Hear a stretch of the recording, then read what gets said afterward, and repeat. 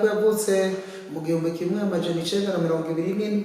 Iyi paruwase rero ahanini ikaba ari paruwase ikuze irimo n'abakirisu baba ibihumbi 90, ikaba igizwe n'amashure tabariro ibyo bita rescursale 13 kacushirako n'ishure rikuru ahubatse ikirimba ca paruwase. Iri mu maparuwase make kandi ya mbere yazanye amashure, yarazanye amashure. Mbere n'ikimenyamenya nuko hiza abantu bahambaye ngaha mu Bukeye, nk'umuganwa Rudoviko Rwagasore yarize ngaha mu Bukeye kandi ahaba mu 1939. Umwaka wiwe wa mbere w'amashure yawize ngaha imbere yuko yimukira ikanyinya kubandaniriza y'amashure. Iyi paruwasi yaramwigishije rero ibitari bike kandi nogira nti niwo mushinge w'ubuzima bwiwe nyene, yakuye umutima udasanzwe wo kumenya Imana, wo kumenya Yesu no kubimenya kwitanga. Umugambi wa mbere no gusubira kunagura inyubako kuko murumva inyuma y'imyaka 100 zirakuze. Mu nteguro yo mu mwaka uboneka tuzava tuca twibanda ku ruhande rw'integuro y'umutima cyane cyane kugira ngo bahimbaza amayubire bayahimbaze biteguye bimwe bishemeye ku mutima, kuko yubire burya hambavu yuko izo bireye paruwase kuvishinzwe hazohimbazwa amayubire y'abamaze imyaka 25, 50, 75 canke 100 bavutse, baronse batisimu, baronse confirmation, bubatse rukirisu, bakora ubutumwa mu mihari n'imigwi. Ekuwo wese abona ico yohimbaza nk'iciza umukama yamubwiye azobara ako karyo ko kugaragaza ko kanya muneza nk'umuryango.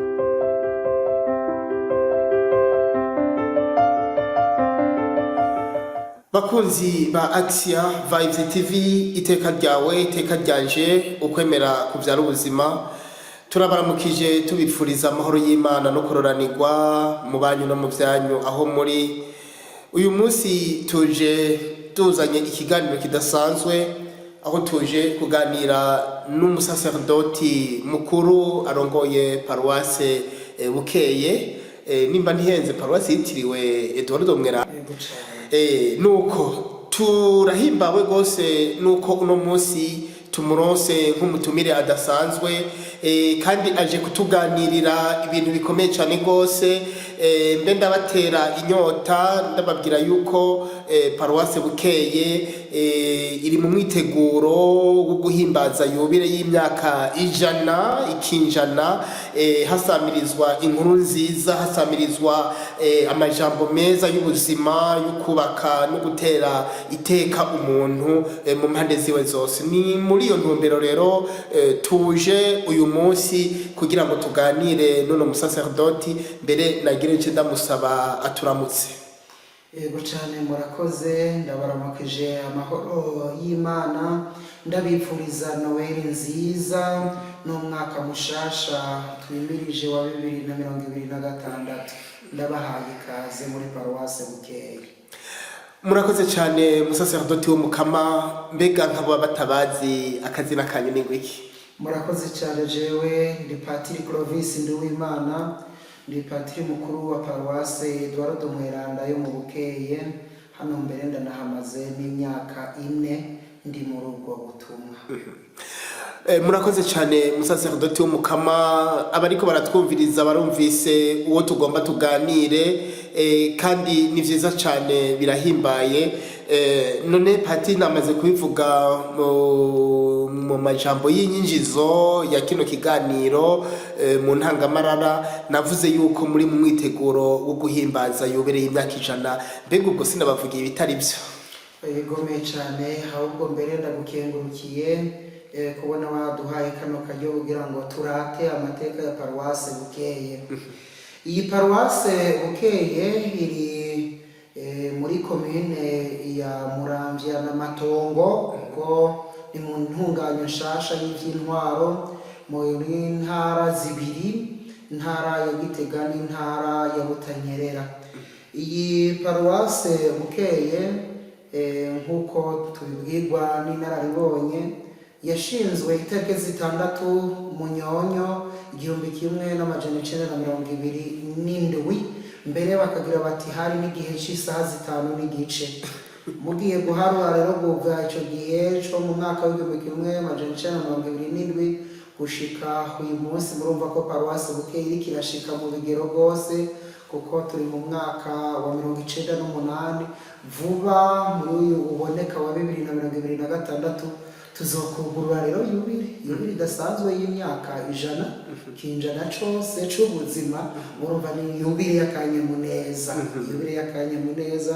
nka twebwe nk'abemera mukaba muzi ko iyo yubile afise n'ishingiro mu vyanditswe vyeranda usomye nko mu gitabo ca bene Levi kigabane ca 25 akarongo ka 8 gushika ku karongo ka 22 niho batuyagira ibijanye na yubile y'imyaka 50 abo hari n'abatirirwa barashikiye bagahimbaza ya 25 yubile ya 75 yubile y'imyaka 100 gutyo ni gihe c'akanyamuneza rero natwe rero turiko turitegurira guhimbaza yubile y'imyaka 100 yego none abariko baradukurikirana narishimiye ko twosangira ko kanyamuneza kumbure no mu kiganiro tuze gusangira n'ibikuru byaranze paruwasi Bukeye byo tuma mbere twosangira no gutegura ico rubanza rw'akanyamuneza nuko nyene ahubwo tubandanize ngaho nyene twumvise paruwasi Bukeye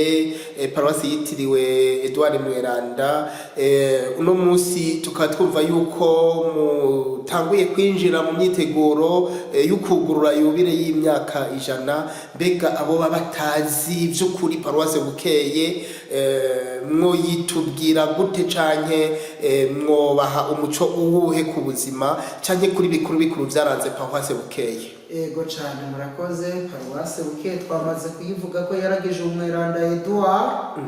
Hanyuma iyi paruwasi namaze kubibabwira ko yavutse mu 1924. Iyi paruwasi rero ahanini ikaba ari paruwasi ikuze irimo n'abakirisu baba 90,000, ikaba igizwe n'amashure tabariro ibyo bita resursale 13 kacushirako n'ishure rikuru ahubatse ikirimba ca paruwasi centrale Bukeye. Hanyuma iyi paruwasi rero irafise kahise keza cyane kuvaho injiri imenyekaniye abanyabukeye bagasanganira umuzo wa Kristo. Icambere dukenguruka kandi abanyabukeye bakenguruka nuko bamenye Imana y'ukuri twamenyeshejwe na Yezu Kristo umwana w'Imana yahavuye ashika no ngaha mu Bukeye akatugendera muri iyo myaka nababwiye nyene. Ica kabiri nuko mu Bukeye hambavu kumenya Imana y'ukuri twaramenye n'igitunga umuntu ko ari iyo Mana. Cyane turamenye yuko ifungurwa y'ukuri ari ukwakira Ukaristiya. Kuva ico gihe gushika uyu munsi hamaherezwa ibuka ya misa tukakira iyo mfungurwa y'ukuri umubiri w'umukama tukakira amaraso yiwe hanyuma akatubeshaho. Ivyo ni vyiza dukenguruka gose. Ibindi vyiza batubwira kandi ababibonye babishingira intahe nuko bugiye paruwase ya Bukeye iri mu maparuwase make kandi ya mbere yarazanye amashure mbere n'ikimenyamenya nuko hiza abantu bahambaye ngaha mu Bukeye nk'umuganwa Rudoviko Rwagasore yarize ngaha mu Bukeye kandi ahaba mu 1939 umwaka wiwe wa mbere w'amashure yawize ngaha imbere yuko yimukira ikanyinya kubandaniriza y'amashure. Iyi paruwasi yaramwigishije rero ibitari bike kandi nogira nti niwo mushinge w'ubuzima bwiwe nyene yakuye umutima udasanzwe wo kumenya Imana wo kumenya Yezu no kumenya kwitanga. Hanyuma siwe wenyene haharize n'abandi bahambaye mu buzima bw'Eklezia no mu buzima bw'igihugu. Nk'ubu ndabona nk'umuganga wa mbere avugwa Dr. Pio Masumbuko yize ino ngaha mu Bukeye aronka ibatisi mu ngaha mu Bukeye. Hariho n'abandi tubona nk'uwahoze ari umushikiranganje wa mbere Adriano Sibomana, ndabona wabaye icegera c'umukuru w'igihugu Honorable Yves Sayinguvu, hariho Professeur Midende nawe nyene yarabaye umushikiranganje w'indero, abona bize ngaha baharonkeye amasakaramentu nyene kandi bashaka gushiga inaye. Sabo gusa iyi paruwase yaratewe iteka, haravuka n'umwepiskopi, haravuka Musenyeri Andrea Makarakiza, yabaye n'umusenyeri mukuru Igitega.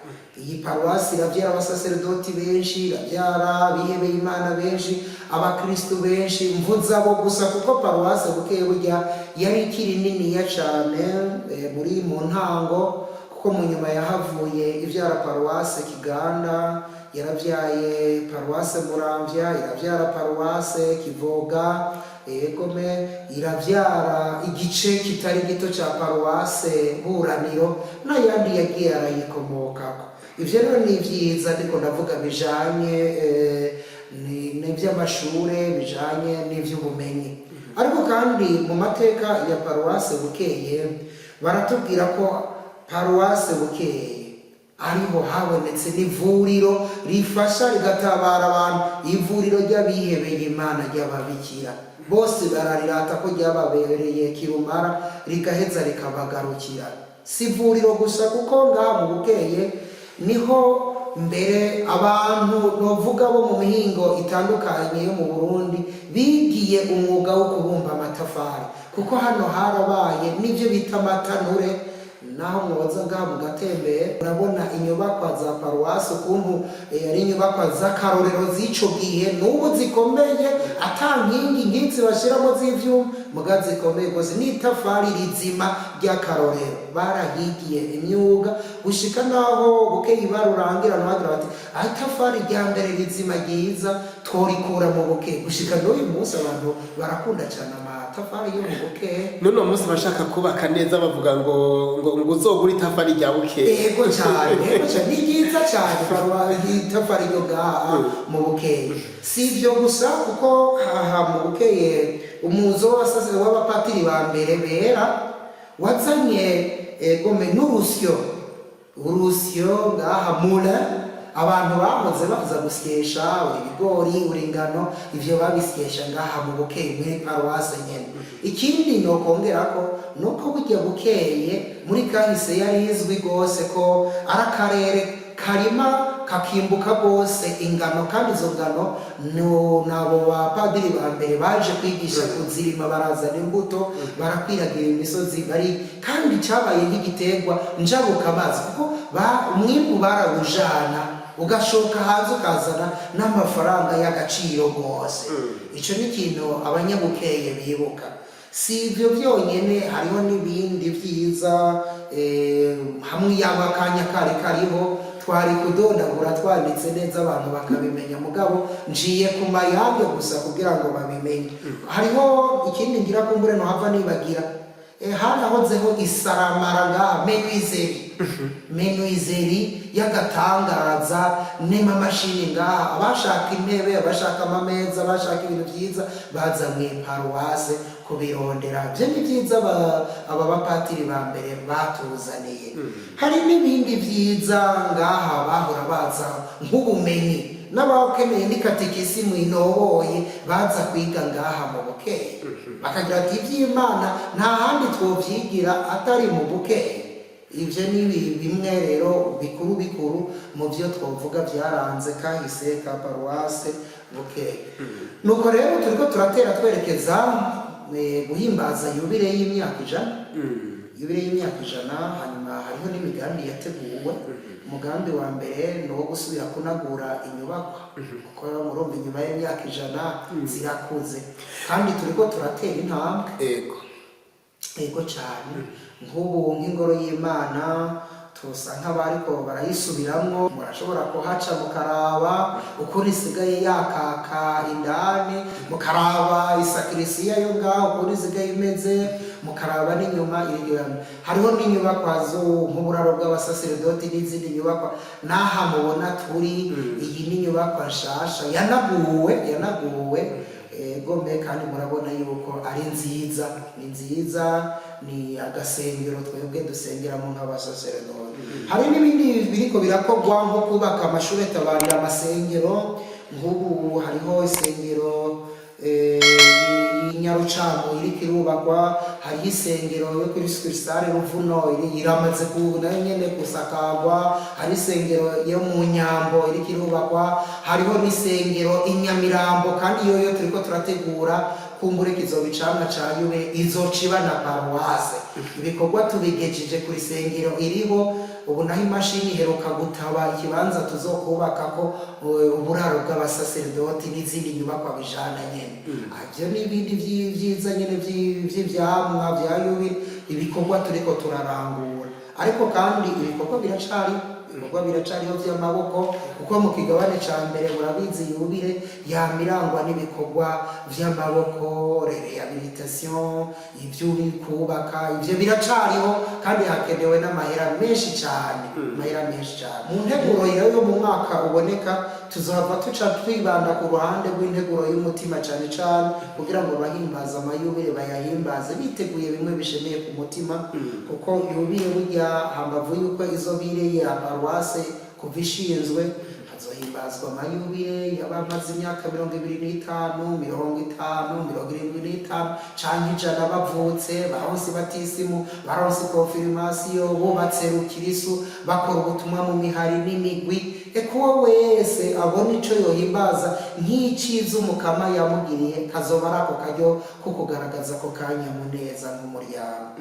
Nivyo bikuru noba ndababwira. Murakoze cane. Murakoze gose. Kumbure murabivuze muti mu ntango turiko turibanda ku bijanye no kunagura inyubakwa, kubaka amasikirisale, kubaka n'izindi nyubakwa zishigikira ubutumwa bwa paruwase. Mbega ivyo onye kubishikako abakristo bo mu Bukeye bafise amikoro ayahe, babigenza gute? Uwo mutima wo kwitanga kuri urwo rugezo ushingiye kuki? Yego cane. Ubwa mbere mu mutima wo kwitanga burya uva kuri Yesu, uva kuri Yesu wenyene yaje iwacu, hanyuma umusaraba wiwe uratwigisha umutima wagutse w'urukundo, ko atana kimwe tutokora ngo dukengurukire iyo Mana yemeye kudukura mu gaheza k'igicumuro catujana mu rupfu, akaduha umwizero wuko inyuma y'ubu buzima hari ubundi buzima kandi budahera. Yego. Hanyuma muri ibi bihe murabona ibijanye n'ubutunzi byarahungabanye, amikoro ntashemeye, mugabo bike bafise baremera bakabitanga, kuko bagira bati tubihaye mukama tuba tubihaye nyenevyo, kandi adusubiriza mu ndumane ivyuzuye bisesekaye. Babitanga n'akanyamuneza nyene, mugabo ntibishemeye. Ari naco gituma ngira nti uru rubanza si urwa paruwase Bukeye yonyene, ni urubanza gomwe rw'Eklezia yose, ni urubanza rw'igihugu. Ariyo ico gituma mpamagara ko nimvukira bamwe n'abadondaguye, abandi bari mu mihinga inyuranye y'igihugu cacu, abandi mbere barateye intambwe bari mu mahanga. Nibabimenye ko tubakeneye, kuko n'abana ba paruwasi barerewe ngaha muri paruwasi, bakuye ubumenyi n'umuhezagiro ngaha muri paruwasi. Ico bafise nabo nyene boterera muri iki kigabane ca mbere ca rehabilitation des infrastructures, igikabane ca mbere co gusubiramwo inyubakwa zishaje, boterera umuganda wabo umwe wese ku rugero rwiwe, kandi kuco mutima amubwiye ko yotanga agatanga atikurayo. Tugasaba kandi gome n'abatware mu by'igihugu, kuko ndabibabwiye ko paruwasi yaramuriye igihugu, abantu b'incabwenge baranze kahise keza k'igihugu, harimo n'uyu muganwa Rudoviko Rwagasore, incungu yo kwikukira. No murumva ko n'igihugu tutoreka kubatumirira yuko boterera rwose, kugira ngo paruwase Bukeye igumane ishusho nziza mu gihugu no mu makungu, imenyekane ko iri nico yafashije mu kubaka igihugu, mu kubaka ubuzima bw'abantu, mbere n'ubu ikaba ibandanya ibikorwa vyayo vy'iterambere iry'umutima n'iry'umubiri. Yego none rero mu gutegura yubire muri urwo ruhande nta n'umwe yobasinda bibazwa, haba abakristo baba n'ababanyi baba n'abagenzi bose boshiramo ukuboko bagatanga umuganda wabo, kandi mbaye ndanabakengurukira. Murakoze cyane kubakengurukira, naje nzoterera. Mbega igihumbi arakigwa? Yes, igihumbi gusa, kuko burya n'uvuze neza paruwasi aba ari karaterera, aba ari karatambutse. N'uvuze igisabisho agasaba ko paruwasi yotera imbere mu byo kumenya Imana no muri ibi bikorwa byose biteza imbere igihugu, haba mu by'amashuri, haba mu by'ubuvuzi, haba mu by'ukurima no korora kijambere, akavuga igisabisho asabira abanyabukeye. Erega niyo ni intererano idasanzwe. None rero ntitwaharura amahera ngo igihumbi, ngo ibihumbi bibiri, ngo umuriyoni. Umwe wese ni ku rugero rwiwe, kandi agatanga ku rugero rwiwe. Nawe urabyumva, ntawava yubahuka gutanga igihumbi ari nk'umwana muto, kuko n'utwana mpora ndatubona tuzana n'ibihumbi bitanu ngo je naroroye inkoko, ngo jewe ndafise urukwavu, ukabona umwana aratanze n'ibihumbi 10. Yego none rero intererano uko izoba ingana kose, uko izoba isa kose ni nziza, turayikengurura. Murakoze cyane. Mbega haramaze kubaho intunganyo yo gushobora kwegeranya no gushira mu ngiro ivyo bikorwa byose iyo himirije ibihemwe ni bihashirwaho amakomite kugira ngo afashe? Mbega ivyo biramaze kubaho? Nk'ababa bakeneye guterera nk'ubu boheza bakabicisha hehe, bo bigenza gute? Yego cyane, murakoze. Ego amakomite yaramaze gushingwa nyene. Hariho komite iri ngaha mu Bukeye iriho kandi ikirakora, hakaba na komite y'imvukira Bujumbura baza barakorana, baza baravugana n'abari mu mahanga. Niyo komite iriho nyene, iriho kandi ayo makomite ariko arakora, akeneye gusa kuzarinagura, zarakorana kenshi. Kandi no mu ntango z'uyu mwaka uboneka twaramaze kuringaniza ikirangaminsi c'amanama tuzoremesha, kugira ngo n'abatari bwabimenye rero ubu baze babimenya ko paruwasi iri mu bigero vya yubire y'imyaka 100, kugira ngo baheze bahaguruke dutegurire hamwe, twiteze ko igihe ca yubire nabo bazoza bakagaruka aho bataye uruzogi, aho baronkeye batisimu, aho batanguye kurongera umuhezagiro watumye bajabuka bakaja iyo bashitse duce dusangira akanyemure. Kandi bazaba bafise ikibazo kidasanzwe, kuko umuvyeyi arahimbagwa nuko abana bose baje bakamukikiza, none natwe tuzohimba.